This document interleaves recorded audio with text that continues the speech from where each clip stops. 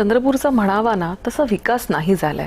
काय अडथळे तुम्हाला वाटतात की जे चंद्रपूरच्या विकासामध्ये इतकी वर्ष होऊन सुद्धा तसं बघायला गेलं तर भाजपची सत्ता पण आहे, मधल्या काळात नव्हती, मात्र बऱ्यापैकी स्टेडी सत्ता आहे, असं असताना का नाही होऊ शकलंय? आता विकासाच्या याच्यावर आमचा चंद्रपूर जिल्हा खूप वेगाने जातोय.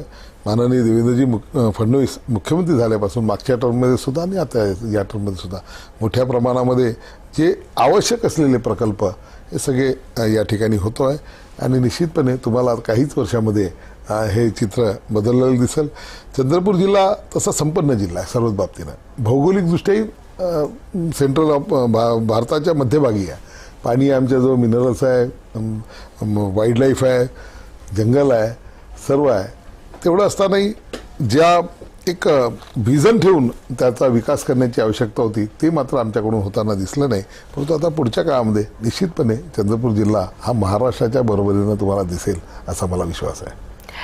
आता इतके वेळा तुम्ही विधानसभा लढलात, 29ला लोकसभा लढणार का? तशी काय तयारी आहे का? नाही नाही, म्हणजे इकडची भांडणे इकडेच राहतील असं काही नाही. लोकसभा लढण्याचा काही ज्यांचं तुमच्यावर इतकं प्रेम आहे त्यांना लोकसभा लढायचीच नाहीये, त्यांनी तर सांगून मोकळे झालेत. ते तुमचा रस्ता मोकळा आहे. असं काही नाही. हा निर्णय पक्षाचा असतो आणि पक्ष जी जी जबाबदारी जेव्हा जी देईल ती जबाबदारी मी कधीही मागे पुढे पाहणार नाही. आणि मला दिलेलं काम हे मी करणार नाही किंवा मला हे नको आहे, माझी इच्छा नाही, अशी कधीही माझ्याकडून भूमिका असणार नाही. पक्ष जी जबाबदारी देईल, जे काम सांगेल, जी मोहिमेवर जायला सांगेल, ती मोहीम फत्ते करण्यासाठी आपलं 100% त्या ठिकाणी देण्याचा प्रयत्न करेल. एवढंच आज मी तुम्हाला सांगतो.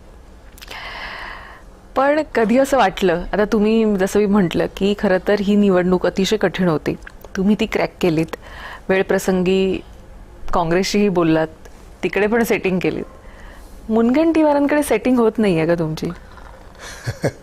बघा, सेटिंग होण्यासाठी संवाद आवश्यक असतो आणि जिथे संवाद थांबला की मग ते सगळं विसंवाद सुरू होतो आणि त्यामुळे आज आमचा संवाद नाही आहे.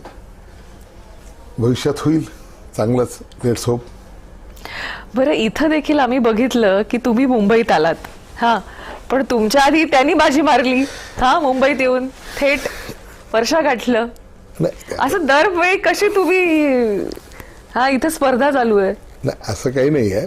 महापौरांना घेऊन माननीय मुख्यमंत्री मोदयांची त्यांनी अगोदर वेळ घेतली असेल त्याच्याकरता आलं. मग दर मंगळवारला आम्ही येत असतो, इथे कॅबिनेट असते. आज कॅबिनेट नव्हती, परंतु त्याच्याकरता मी आलेलो आहे. असं काही नाही, आमची स्पर्धा त्याच्यात नाही आहे ना, तशी स्पर्धा मी करणारही नाही कधी.